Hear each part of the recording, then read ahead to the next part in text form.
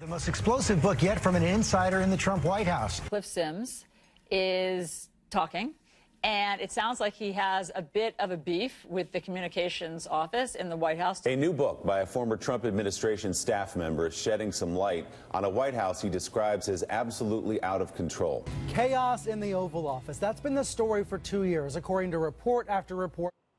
Boy, a lot of excitement about a new tell-all book from former White House staffer Cliff Sims. It's getting so much media attention, as you can see. Here's Sims, who served in the White House for 500 days. The president and I are sitting just off the Oval Office in the private study, and we're creating what kind of amounts to an enemies list of people in the White House who I felt were basically disloyal to him. His penchant for putting two rival staff members in a room and letting them fight it out over an issue does breed some of this competitive aspect. It's already a tough place to work. Did you ever leak? No. I talk about everything in here that I feel like I should have done differently, and that's not one of them. The book is the leak. A lot of things. Yeah, I'll put my name on it. President Trump is slamming Sims, calling him a, quote, low-level staffer who was nothing more than a gopher and who was, quote, a mess. The Trump campaign also saying it will sue Sims for violating a confidentiality agreement. So, Jedediah, let's just go over the biggest, I think, reveal here was one in which he goes into Kellyanne Conway's office and he can see all the reporters calling Kellyanne, even as she's saying it's somebody else who's leaking and they're not being loyal.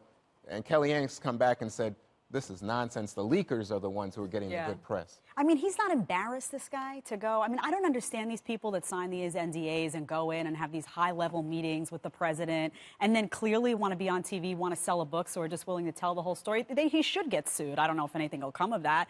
But the precedent it sets, I mean, this guy came off like a weasel to me. And he's sitting in and talking to Allison Camerata on New Day, and she interrupts the interview, and she says, oh, by the way, do you know that Trump just tweeted? And he goes, really? He looked like a kid who had just gotten a like on Instagram because from Kardashian. More books. Yeah, he was like, oh, wow, I got attention. And I would just caution Trump against that, just because you're giving this guy even more attention. And the fact that you might dislike him now or you've got beef with him, that's only going to make the media love him more. I just can't believe we live in a country where you can take a high-profile position where you're trusted to value confidentiality and with potentially high national security information at times or high security information, and you go in and you abuse that right, that privilege to have a job like that, and you just decide, well, I want to write a tell-all like you work for the Inquirer. I mean, this guy's a joke.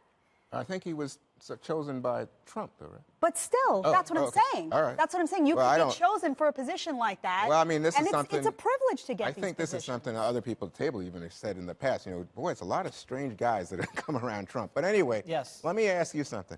I noticed that this book, even if it's somewhat salacious and ridiculous, I mean, but it fits with what you heard from Woodward, from Michael Wolff, from Omarosa about chaos in the White House. How do you interpret it? Well, I'm about a third of the way through the book, and I really like it.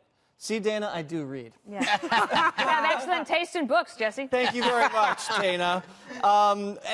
It's a positive portrayal of the president. They say how engaging he is, how intelligent he is, how connected he is to the people. It was a very flattering portrayal of the president, a very flattering portrayal of about 75% of the rest of the people. He had negative things to say about Paul Ryan. At one point, he tells a great story about how Trump, in the middle of an Oval Office meeting where Paul Ryan's boring the heck out of him for 30 minutes on health care policy, Trump just leaves, walks out, starts watching TV in the den.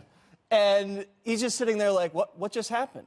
Also, very negative portrayal of Sean Spicer, not a good manager, and they take us through how they did the whole crowd size first press conference and how that was a debacle and how he stole a little mini fridge from one of his staffers. But all in all, this guy's from Alabama, devout Christian. His father was a pastor, mother was a Sunday school teacher who was a Cruz supporter, Rubio guy, and was really disgusted after the Access Hollywood tape, almost left the campaign because he couldn't handle it. And he said to himself, you know what, as long as Hillary's not going to be in the White House, I'm going to stick it out with Trump. I'm going to stick it out and then leak. Yeah, well, yeah, and then he wrote a tell-all. Well, I have very particularly strong feelings about this. A friend of mine who knows him suggested that he wants to be Alabama's Omarosa, which is not a compliment. Okay, this is what I think. I don't care what may have happened in Kellyanne's office if you are the staffer and you're there, like, if you think that it's inappropriate, you should resign. But I think it's highly inappropriate to then go sell a book, and especially while the president is still in office. And yes, maybe the book is portrays the president positively, but it doesn't matter. They're in a news cycle that is not good for them right now. This guy goes out and makes $1 million advance for a book. $1 million he made $1 million for this book, Gross. And he goes out, and it will be very hard for him to be trusted again by anyone. And he's a talented young person, and I think that he had a lot of promise. I think this was a bad decision. He could have written this book after the administration, and that would have been a better time to do it. Greg, John Kelly, he says that John Kelly, the former chief of staff, said, "Oh, if Trump wants to fire me, it'd be the best day of my life." Another sort of, admission by people, oh, yeah, everybody was going to be the adult in the room to try to counter Trump. And even in his own description of why he stayed. Yeah, there is no tell-all in the history of tell-alls that is flattering to the subject, or the tell-all wouldn't exist. Because when you sit down with a publisher, what they want is controversy, they want scandal, and they push you and they prod you to get the stuff out. When you submit your first draft and it doesn't have enough crap in it, they look at you like you betrayed them. They go, "You got to have some other stuff in here. We need to have it." And then you have the media gobble it up as if they're like crack addicts, in the sense that they forget it's an ephemeral high. And it often doesn't last, and it's false. He deserves better. Yeah, and I also don't like the fact that this guy is using his devout Christianity as a shield. Like that's important. No, it's money, dude. It's not God. It's green that is forcing you to do this. Now we're going to have 2 presidential libraries. We're going to have one that's a traditional one and one for tell-alls. Trump has never been better than anybody for the publishing industry. But my last point, and I'll shut up. If you're a CEO, if you're a boss, if you're an interesting person, if you've done a lot in your life, the tell-all will come, and it will be bad, because the people who write the tell-all, they don't understand you. They don't know why you get mad. They don't know why you're impulsive. They don't understand your reasoning. So when you're happy one minute and mad the other, or you leave the room, or you yell at somebody, they're going like, well, he's obviously an awful person. No, you're just an idiot. You don't understand. When is the Gutfeld tell-all coming? Oh, it's coming, man. Believe me. Who's going to write it? I'm going to buy that one. I have no idea. I'll have them all killed. I'm planning now.